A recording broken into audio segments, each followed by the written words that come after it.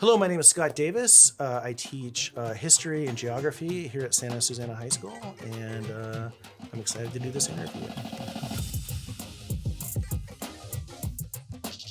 Hello, Mr. Davis. It's so good to be able to talk to you today. It's my honor. All right, so we're here to talk about cultural homogeneity. Do you want to give us a definition of what that is?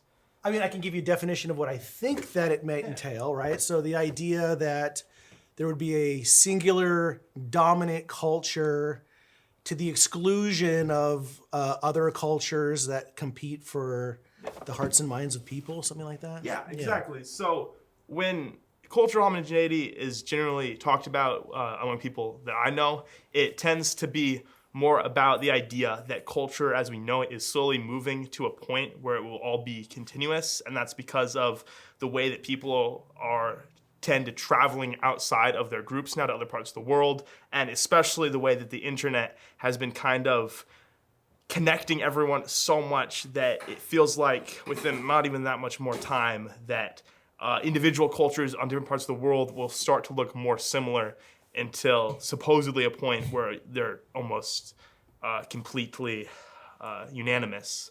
Do you think that that is a possibility of something happening? I mean, not only do I think it's a possibility, I think that there's already a lot of evidence that there's a kind of trend towards that, right? I mean, I think that what you need to understand is, like, in the same way that there's like a biosphere or a mesosphere, there's also a cultural sphere, right? Which is the sum total of all cultural expressions that are practiced by people around the world and throughout time.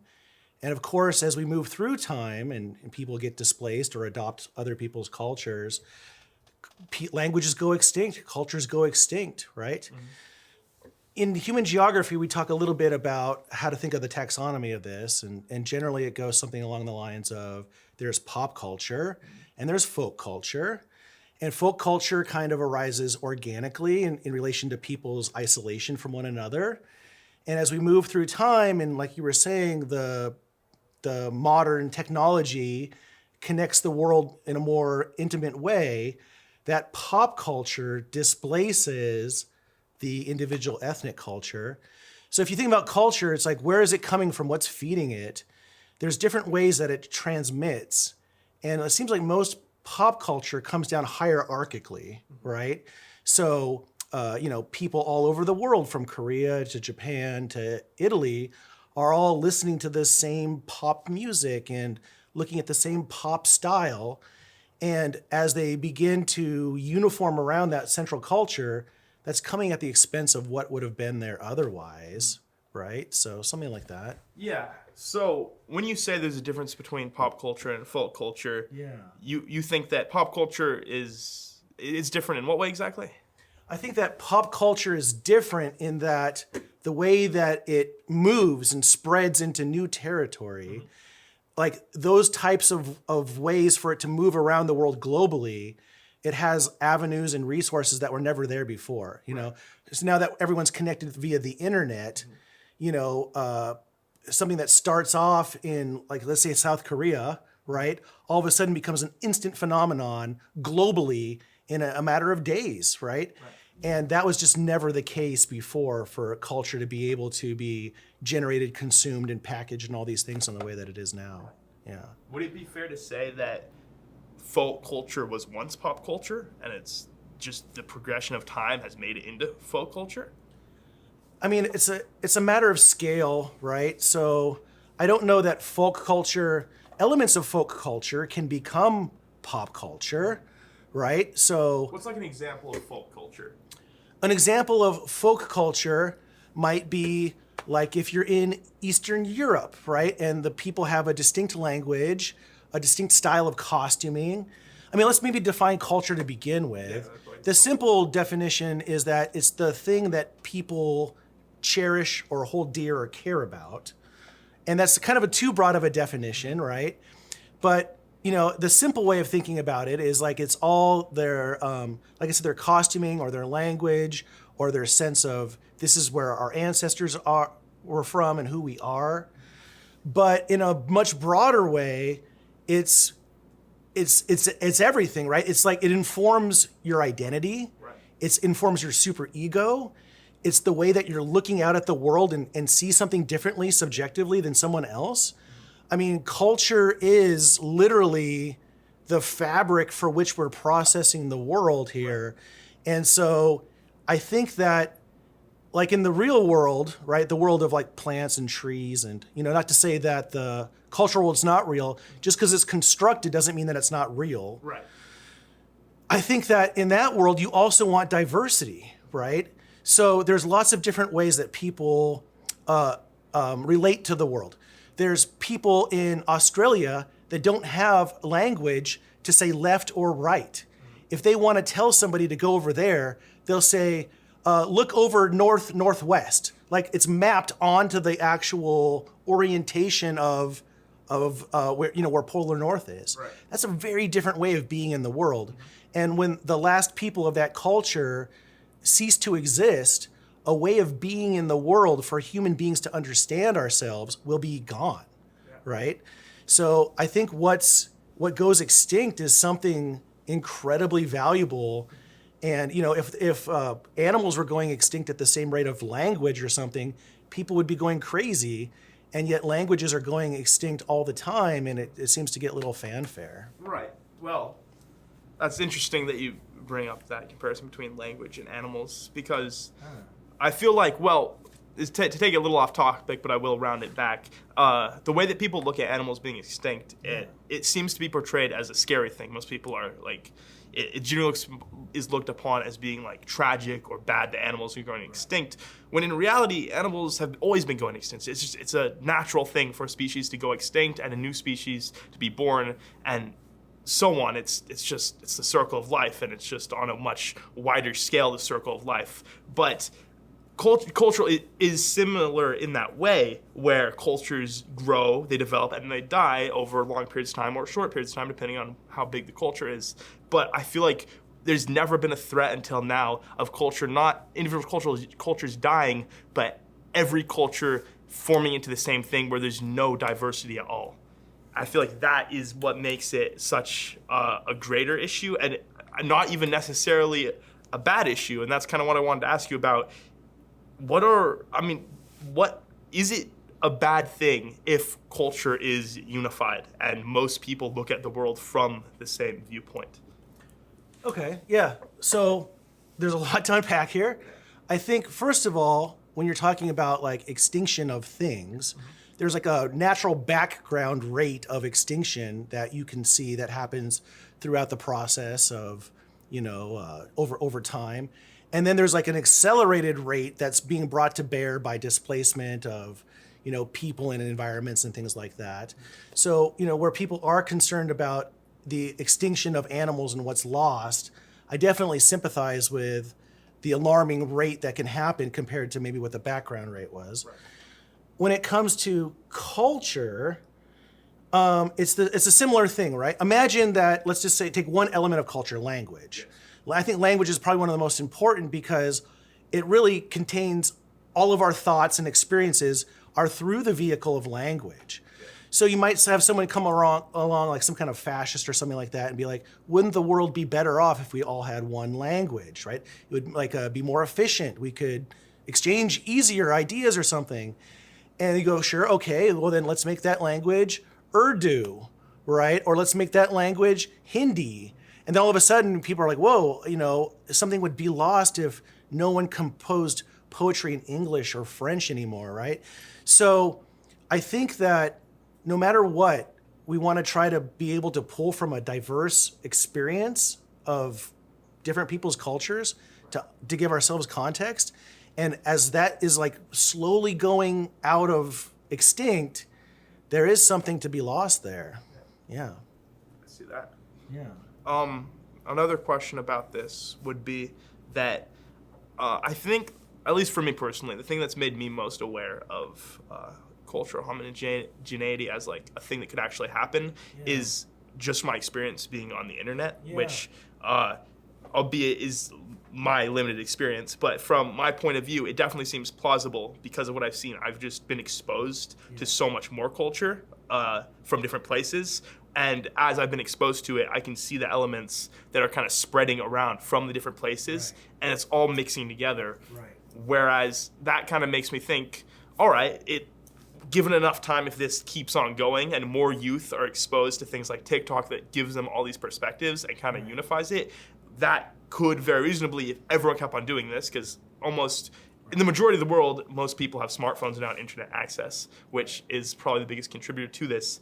But and that is what fuels that as a concern for me. But then when I really think about it, I think, well, that's not the only thing that affects culture. Like, as you mentioned, geography. Geography affects culture greatly because where you live is going to affect how you live your life. But then a whole entire other category of what's going to affect this is that the trend with social media platforms, whether it be Facebook, YouTube, Google, TikTok, is that they don't actually expose you to the majority. They actually, they keep you seeing stuff, what they think you want to see, which usually tends to be what's around you. So although, yes, so many people are connected to social media and they can have the potential to see stuff from all over the world, in reality, they're not probably actually seeing all that much besides what they already know. How do you think that maybe gives hope that cultural homogeneity won't come into fruition? Or what are your thoughts on that?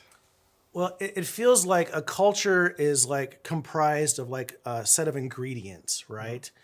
And so even though there might be the illusion that, new subcultures are always emerging, that if you really look at like what's girding them and comprising them, it's going to really be a lot of the same root source, right? There's not a distinct set of ingredients that are really at the heart of what's informing them. So there might be a illusion to think that like, hey, look at my subculture over here. We're into classic video games and whatever it might be is like a kind of unique thing. But when you really kind of, peel back and look at like what's really informing it and where did all these values and ideas and things come from, it's always going to be the same kind of core ingredients that have been hierarchically like handed down through different media sources. So I think people will think they have distinct cultures, but I think that the true diversity and like navigating through the world is probably actually not as expressed as it once was. What do you mean by expressed? Well, I just mean that, like, for instance, the people that live in the Amazon rainforest or the people that used to live here in America had very different ways of being in the world, very different social constructions for how they saw themselves. And as they went extinct or were displaced or their culture was actually absorbed into other cultures, it's no longer accessible for us to understand what it was like to be a Navajo person on the plains any longer, right? We can try to look into history to try to understand it, but whatever that zeitgeist is kind of lost forever. Right. And so that's a trend. And that's a trend that, as you, I think, properly identified, that a hyper-connected world that's one of the casualties of it. Yeah, and I don't think it's a good thing. I think that diversity in this context is probably helpful for us to understand ourselves and as humans. Yeah.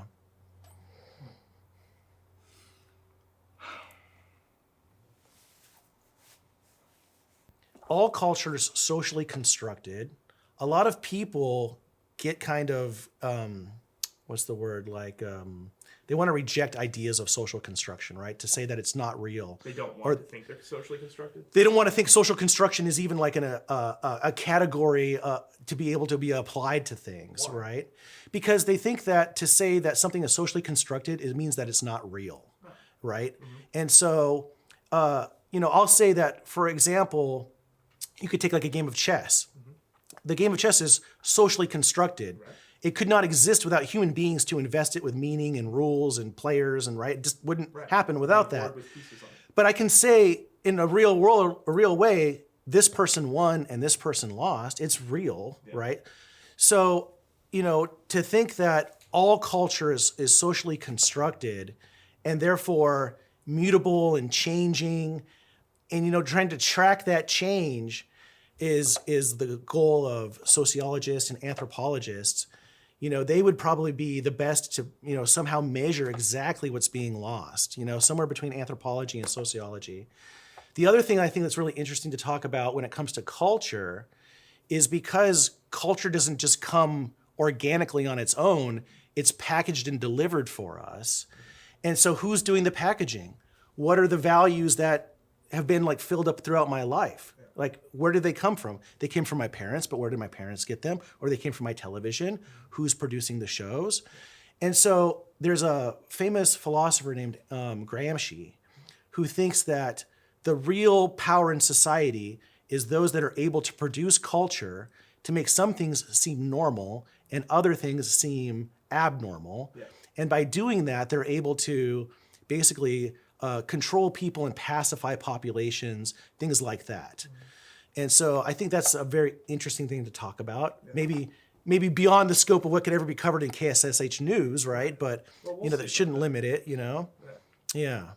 All right. Yeah, well, that is interesting. So you feel that, like you said, the ones with the power are the ones that can make people think things are either normal or abnormal. Yes. So with saying that, are you also saying that people want to be normal? Of course. I mean, what's the cost to somebody who steps out of the cultural boundaries and is doing something aberrant to what everyone else is doing? Is they're ostracized or they're seen as different or other? I mean, for a long time, for 50 years, the only thing that they would show on television is a heterosexual nuclear family, right? And so everything that's not part of that is seen as not the ideal, right? And these are value judgments that people are internalizing without even realizing it. Mm-hmm. And so we're internalizing a lot of value through the culture that presents itself as common sense or presents itself as immutable or always being this way, when in fact it can be any number of different ways. Yes. And the only people that wind up rising up to be in a position of power or authority or like a teacher or a professor are the people that play by those rules, right? So it reinforces itself, the power structures to keep itself, legitimate and moving forward. Well, actually, I would have an argument against that. Mm-hmm. I'd say that to an extent that is true, but I feel like once people do step outside the bounds of what's acceptable or normal, it can go the route of them being ostracized from society, but it also can go the route of them creating some kind of new culture. If they do something radically different, those things sometimes can catch on and then create a whole new thing that people do or enjoy or like. That's what tends to happen a lot within the culture of music, is once something is figured out that is different from what's being happening, it tends to grow from that, and then it creates a new thing, and then a new thing, and so on. Mm-hmm. So I'd say that once people do step out of the bounds, that is the birth of culture. I think that's right. I think that, and you see a lot in like music or other people that challenge the boundaries and then redefine what it is, right? A lot of times, first they're like outcast or outliers, but they're actually then just redefining what the construction says is acceptable or not. I think that's right, that happens often. But I think for every person that like fights to be a revolutionary and change history and winds up becoming Elvis Presley or whoever it might be, there's probably thousands and thousands of other people that are just like laying in their wake, they just got ground up by a civilization that has no tolerance for their lack of cohesion or something like that. Right. Yeah. It's true. Yeah. I don't remember how this was related to cultural homogeneity. How did we get here? Well, you're just saying like what kinds of other things about culture, yes. And I'm just like, well, how, like we're talking about how do people even find themselves in a culture, and is that culture shaped with like some kind of intent? Right. Is culture organic, or is there somebody shaping it to try to produce an end? I think you could even look at our polarized democracy and see that there's incentives to try to shape how people see culture, the culture wars and things like that, right? I think that, about that question, I feel like as if culture tends to emerge from people doing things different. And once those things start to catch on, then that's when people try to use them to shape things to fit whatever their motivation is, whether it be to make money or to change thought or religion or what have you, that happens only once something new can be sparked, because that's what people the new is what people tend to pay attention to. And then that's when people realize that people are paying attention to it, and then they use that to whatever they're trying to gain from it. Yeah. But kind of frontier. yeah, I guess the question I'm trying to get at is, I think it's not really what we've been talking about, what was in the beginning, but Yeah. I feel as though it's very unclear, at least to me, from my perspective, of if culture will be unified. Like if no one touches anything, the trajectory we're going, if the internet continues to become more common, and people are becoming more and more connected and sharing their ideas, which become other people's ideas, and it keeps on going at that rate, will culture get to a point where everyone thinks or sees the world in the same, or similar, if not the same light, or if I don't know, even just geography is going to keep people thinking differently just because of their environments or the things that cannot really be changed. Or maybe geography is going to be changed in enough time where everyone's geography will look the same, because there only is so much land in the world. Yeah, I mean, I think like completely homogenous, probably not, but less diverse, probably. You know, I'm not sure how much. And I'm not sure how to measure what's lost, other than like looking at language maybe might be the way to, you know, how often do languages go extinct. But like, I definitely think that, you know, there'll always be some kind of new articulation or formation of cultures that emerge just from new inputs. And so there'll be unique cultures, but will they be as different as they were before a globalized world existed? Certainly not, right? Like probably you have the most diverse amount of ways of being human in the world before the Columbian Exchange, right? And it's been on a kind of downward spiral perhaps ever since, right? As like 90% of the New World dies off, right? And all that culture is lost. So now it's happening not because of an extinction event, it's happening because that media has become centralized and ubiquitous in a way that there's only so many hours in the day, there's only so many, you know, YouTube videos to watch, and now the algorithm is going to make these decisions for people based on all kinds of other incentives, right? To maybe make you buy stuff or reveal stuff about your buying habits, or, you know, so it's certainly a new paradigm in terms of like what's happening culturally, globally. Yeah. All right. Well, I feel like we've discussed what I wanted to discuss. I feel like we've got to the bottom, or more or less to a neutral point with this. Yeah. Is there anything else you wanted to add about this to sum up what you've said, perhaps? Or something new that you didn't say yet? No, I mean, I would just say that, you know, I always try to encourage people to be not just passive observers, but be proactive. And in the same way that you might feel strongly about protecting rainforest because it could represent real loss of biodiversity, that there's culture that also needs to be protected, you know, and I'm sure that there's ways that people could, you know, help contribute to that. Yeah.